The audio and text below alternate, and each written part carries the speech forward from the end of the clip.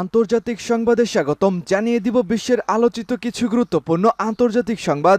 অবৈধ বসতির কাছে ব্যাপক গোলাগুলি, হামাসের হামলায় 2 ইসরায়েলি সেনা নিহত, মুসলিম যোদ্ধাদের প্রতিরোধের কাছে নাস্তানাবুদ হয়ে যাচ্ছে ইহুদিবাদী প্রশাসন। এদিকে ধীরে ধীরে একঘরে হতে চলেছে ইহুদিরা, ইসরায়েলে অস্ত্র রপ্তানি বন্ধ করতে চলেছে এবার কানাডা প্রশাসন। জানাবো রুশ আক্রমণ ব্যাপকভাবে বাড়িয়েছে প্রতিদিন, প্রচুর সেনা হারাচ্ছে ইউক্রেন। এদিকে চীন ভারত যেকোনো সময় যুদ্ধের আশঙ্কা, অরুণাচল নিয়ে চীনের দাবিকে অযৌক্তিক দাবি করেছে ভারতীয়রা। জানাবো সৌদিতে ভারী বৃষ্টিতে স্কুল বন্ধ, বন্যার সতর্কতা জারি।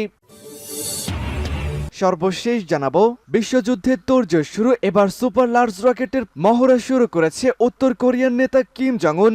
দর্শক, গোটা বিশ্ব পরিস্থিতি এখন যেন তৃতীয় বিশ্বযুদ্ধের দ্বার প্রান্তে দাঁড়িয়ে রয়েছে। প্রেসিডেন্ট ভ্লাদিমির পুতিন তিনি নির্বাচনে বিজয়ী হওয়ার পরই এই বিশ্বযুদ্ধ সম্পর্কে পশ্চিমাদেরকে সতর্ক করেছেন। এদিকে তার মিত্র কিম জং উনও দেখা যাচ্ছে তিনি পুতিনের পাশাপাশি বিভিন্ন ধরনের ক্ষেপণাস্ত্র পরীক্ষা নিরীক্ষা চালিয়ে যাচ্ছেন। সব মিলিয়ে বলাই যায় চীন, রাশিয়া, ইরান এবং উত্তর কোরিয়া এই পরাশক্তিগুলো তারা পুরোপুরিভাবে বিশ্বযুদ্ধের প্রস্তুতি নিচ্ছে এবং আমেরিকার বিশ্ব আধিপত্য ধ্বংস করার লক্ষ্যে তারা ব্যাপকভাবে কাজ করে চলেছে। দর্শক, তবে কি বিশ্বযুদ্ধ অতি আসন্ন? এ বিষয়ে আপনার মন্তব্যটি কমেন্ট বক্সে জানিয়ে দিন। শুনছিলেন সংবাদ শিরোনাম, এবারে জানাবো বিস্তারিত। তবে তার আগে আমাদের ভিডিওটিতে একটি লাইক দিন এবং সংবাদটি কোথা থেকে শুনছেন সেটি আমাদের কমেন্ট বক্সে লিখে জানান। চ্যানেলটিকে সাবস্ক্রাইব করুন পরবর্তী সংবাদ সবার আগে দেখার জন্য। আমন্ত্রণ রইল। অবৈধ বসতির কাছে গোলাগুলি, 2 ইসরায়েলি সেনাকে হত্যা করেছে হামাস যোদ্ধারা। ইসরায়েলি সেনাবাহিনীর মুখপাত্রের ইউনিট জানিয়েছে মঙ্গলবার বিকালে গুশ ইটজিয়ান জংশনের কাছে বন্দুক হামলায় 2 ইসরায়েলি আহত হয়েছেন। শারেজেদিক মেডিকেল সেন্টার জানিয়েছে আহতদের মধ্যে একজনের অবস্থা অত্যন্ত গুরুতর, তবে সেটা স্থিতিশীল। বাকিজন সামান্য আহত হয়েছেন। খবর অনুসারে হামলাকারীকে গ্রেফতারও করা হয়েছে। আহত দুজনকে ইসরায়েলি নিরাপত্তা বাহিনীর সদস্য হিসাবে শনাক্ত করা হয়েছে। একে একে ইহুদিদের থেকে মুখ ফিরিয়ে নিচ্ছে গোটা বিশ্ব। এবার ইসরায়েলে অস্ত্র রপ্তানি বন্ধ করতে যাচ্ছে ক্ষমতাধর দেশ কানাডার সরকার। ইসরায়েলে অস্ত্র রপ্তানি বন্ধ করবে কানাডা। দেশটির পররাষ্ট্রমন্ত্রী মেলানি জোলি মঙ্গলবার এই ঘোষণা দিয়েছেন।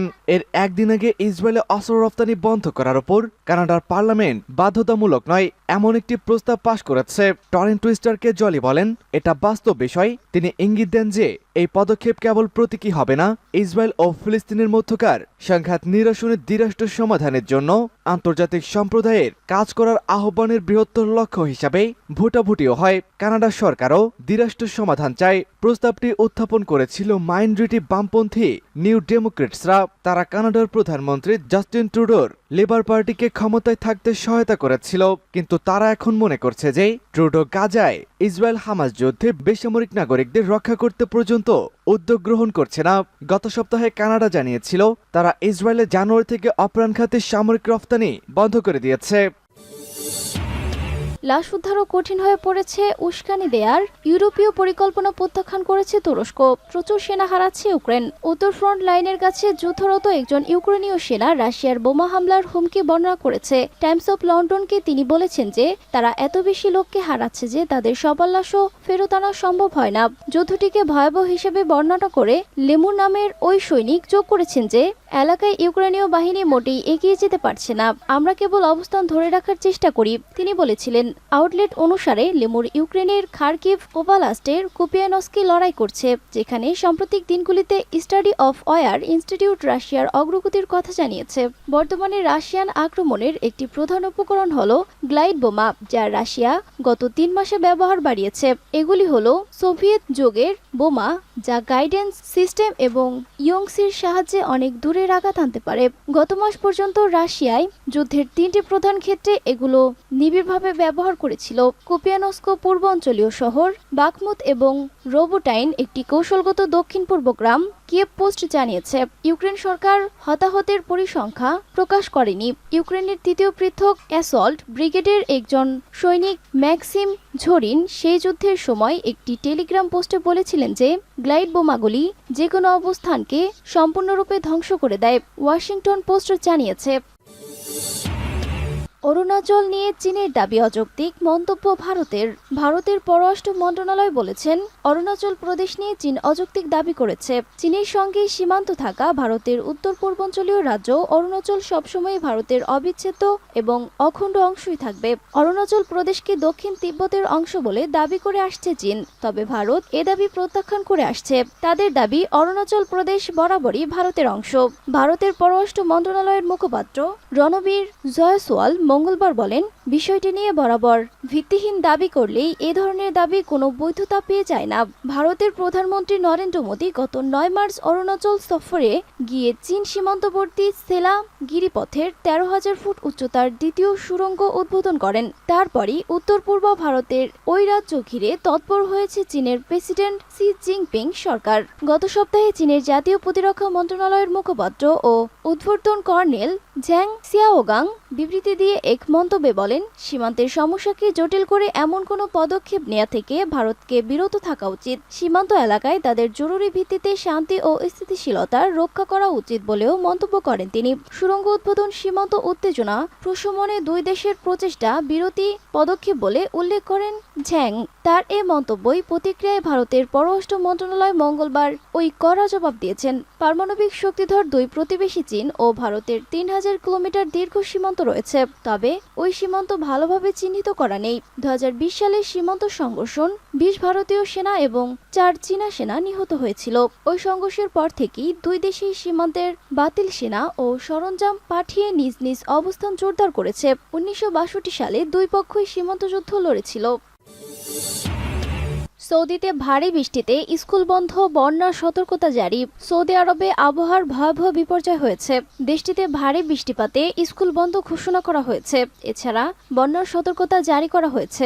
মঙ্গলবার গালফ নিউজের এক প্রতিবেদনে এ তথ্য জানানো হয়েছে। প্রতিবেদনে বলা হয়েছে, রিয়াদ ও জেদ্দা সহ বেশ কয়েকটি এলাকায় ভারী বৃষ্টিপাত হয়েছে। এর ফলে উল্লেখযোগ্য এলাকায় স্কুল ও বিশ্ববিদ্যালয়ের ক্লাস বাতিল করা হয়েছে। রিয়াদ, কাসিম, হাফুর আল বাতিন সহ বেশ কয়েকটি এলাকায় এই সিদ্ধান্ত নেওয়া হয়েছে। সৌদি আরবের জাতীয় আবহাওয়া কেন্দ্র বৃষ্টির কারণে বেশ কয়েকটি এলাকায়, বিশেষত তাবুকের উত্তরাঞ্চলে রেড অ্যালার্ট জারি করেছে। সতর্কতায় ঝড় দৃশ্যমানতা হ্রাস, শিলাবৃষ্টি সহ আকস্মিক বন্যার আশঙ্কার কথা বলা হয়েছে। ইতিমধ্যে তাবুকে এসব আঘাত এনেছে বলেও প্রতিবেদনে বলা হয়েছে। দেশটির বেসামরিক প্রতিরক্ষা বিভাগও জনগণকে প্রতিকূল আবহাওয়ায় বাইরে বের হওয়ার বিষয়ে সতর্ক করেছেন। এছাড়া বেশিরভাগ অঞ্চলে বুধবার বৃষ্টিপাত অব্যাহত থাকতে পারে বলে জানানো হয়েছে। মক্কা, মদিনা, তাবুক সহ উত্তর উপকূলীয় অঞ্চলে আবহাওয়ার বিভাগ তীব্র বাতাসের সাথে বালুঝড় ও শিলাবৃষ্টি এবং ভারী বজ্রপাতের পূর্বাভাস জানিয়েছে। এ সময় স্থানীয় বাসিন্দাদের নিরাপত্তা স্থানে থাকার এবং বন্যা বা বৃষ্টির পানি জমে যাওয়ার ঝুঁকিপূর্ণ এলাকায় এড়িয়ে চলার জন্য অনুরোধ করা হয়েছে। Super large rocket launcher shooting প্রশিক্ষণে কিম জং উনের নির্দেশনা। উত্তর কোরিয়ার ওয়ার্কস পার্টির সাধারণ সম্পাদক এবং জাতীয় কাউন্সিলর চেয়ারম্যান কিম জং উন পশ্চিম অঞ্চলের আর্টিলারি সৈন্যদের সুপার লার্জ রকেট লঞ্চার প্রশিক্ষণের নির্দেশ দিয়েছেন। মঙ্গলবার দেশটির কেন্দ্রীয় বার্তা সংস্থার এক প্রতিবেদনে এ খবর জানা গেছে।